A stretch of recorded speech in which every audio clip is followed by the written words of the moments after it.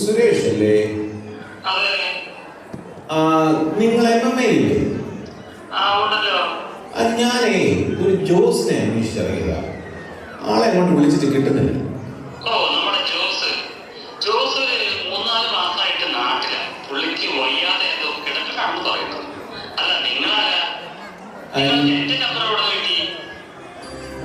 എന്റെ പേര്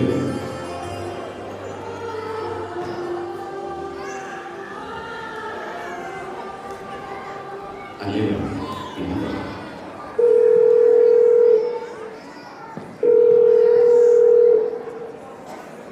അളിയൻ ചിത്ര ജോസ് എന്ന് നാട്ടിൽ പോയിരിക്കുകയാണ്. അളിയൻ വേറെ ആരെങ്കിലും വിളിച്ച് അഡ്ജസ്റ്റ് ചെയ്യാൻ പറ്റില്ല.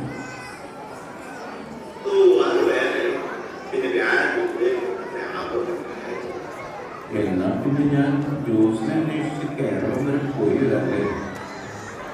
അറിയാം, ആ ബഡ്ജറ്റ് ഒന്ന് പാസ്സാക്കാൻ കമ്മിറ്റിയിൽ പറയൂ. അയ്യോ കട്ടിയോ, ആ ഇല്ലെങ്കിൽ എൻ്റെ കാര്യം വരുമ്പോൾ അങ്ങനെ ബഡ്ജറ്റും പാസ്സാക്കില്ല, കൈകളുടെ പൈസ. കേരളം കേരളം ഒന്ന് പോയി വരാം.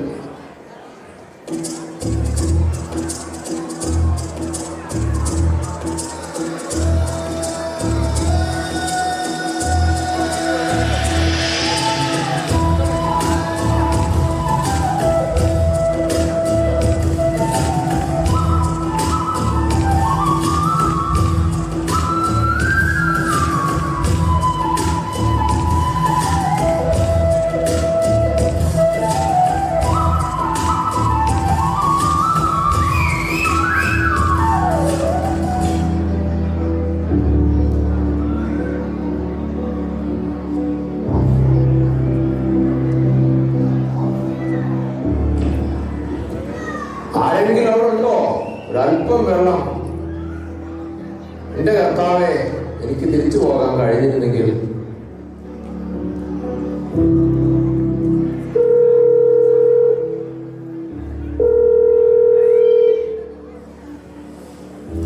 അമ്മാമേ, എന്താ ചെയ്യണ്ടേ?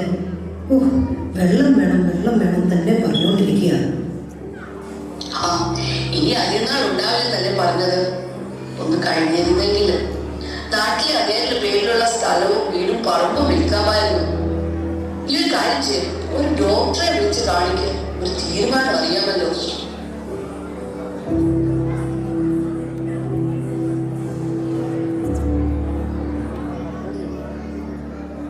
ജീവനും മരണവും തുലാമാനത്തിൽ തൂക്കിയിടുന്നു നീതിയുടെ രാജാവ് യമരാജൻ. നന്മ തിന്മകളുടെ കണക്കുകളുമായി മഹിഷിയുടെ മുകളിൽ കയറിപ്പോയി കരങ്ങളിൽ പാശവുമേന്തി യമരാജൻ എഴുന്നള്ളുന്നു. അവന്റെ മുൻപിൽ ഒളിവുകളൊന്നുമില്ല.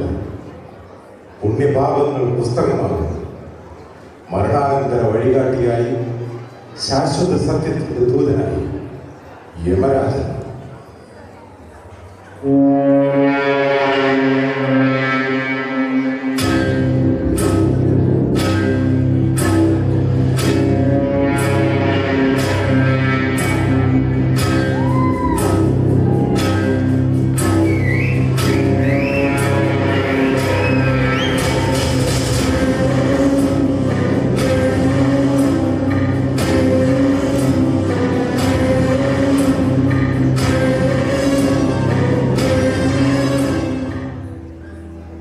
ജോസ് മാഞ്ചസ്റ്ററിലോ? ജോസ് അതെ, നിങ്ങളാരാ? തലയിലെന്താ കിരീടമൊക്കെ? പുതിയ പ്രശ്നമാണോ?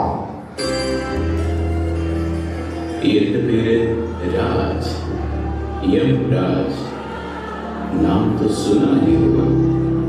ഞാൻ താങ്കളെ അന്വേഷിച്ച് മാഞ്ചസ്റ്റർ വരെ പോയിരുന്നു. ഇവിടെയാണുള്ള കാര്യങ്ങൾ ചെന്നപ്പോഴായിരുന്നു. നടുവെട്ടി 3 മാസമായി ഞാൻ കിടപ്പ. അല്ലെങ്കിൽ ഞാൻ മാഞ്ചസ്റ്ററിലായിരുന്നേ. മാഞ്ചസ്റ്ററിലെ MMA കുറിച്ച് കേട്ടിട്ടുണ്ടോ? MMA കുറിച്ച് കേൾക്കാത്തവരാരോ ഉള്ളത് ഈ ലോകത്ത്? MMA റീൽസ് പോലും ഫേമസ് അല്ലേ? ഞങ്ങൾ അവിടെ നിന്ന് സ്ഥിരം കാണാറുള്ളതാണ്. വേണത് കണ്ടോ കയ്യിടെ ഇറങ്ങിയതാ.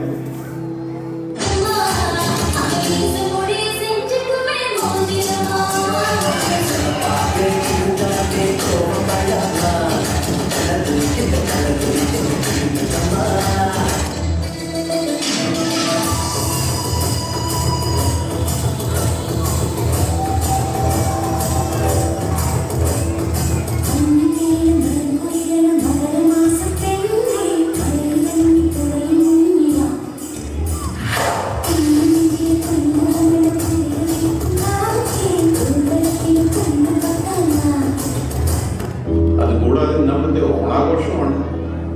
തനിക്ക് കാണണം. ലൈവ് കാണാൻ ഇവിടെ നെറ്റും വൈഫൈ ഒന്നുമില്ല. എൻ്റെ ഫോൺ പോലും കാണുന്നില്ല. എനിക്ക് നെറ്റും വൈഫൈ ഒന്നും വേണ്ടല്ലോ. ഞാൻ വേണമെങ്കിൽ തന്നെ കാണിച്ചു തരാം.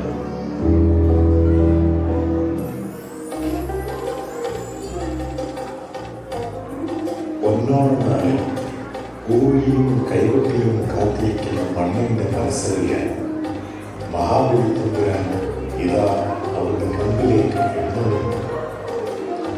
പശ്ചാത്തലത്തിൽ ചെണ്ടമേളത്തിന്റെ താളം നിറയും. ആ താളത്തിൽ ഓരോ ഹൃദയവും ആനന്ദത്തിൽ ആറാടും. കാതിനിമ്പമാർന്ന നാദത്തിൽ ഉണർന്നാടുന്ന ഓരോ മനസ്സും ആ വരവേൽപ്പിനായി കാതോർക്കുന്നു. കൂടാതെ തലയെടുപ്പുള്ള ഒരു ഗജവീരന്റെ അകമ്പടിയോടെ വർണ്ണശോഭയണിഞ്ഞ് മുത്തുക്കുടകൾക്ക് കീഴിൽ മഹാബലി മന്നൻ കാലം കാത്തുവച്ച സ്നേഹത്തിൻ്റെയും സമൃദ്ധിയുടെയും പ്രതീകമായിരുന്നു. ചെണ്ടമേളത്തിൻ്റെ ആർത്തനാട് ആ വരവിന് കൂടുതൽ ചൈതന്യം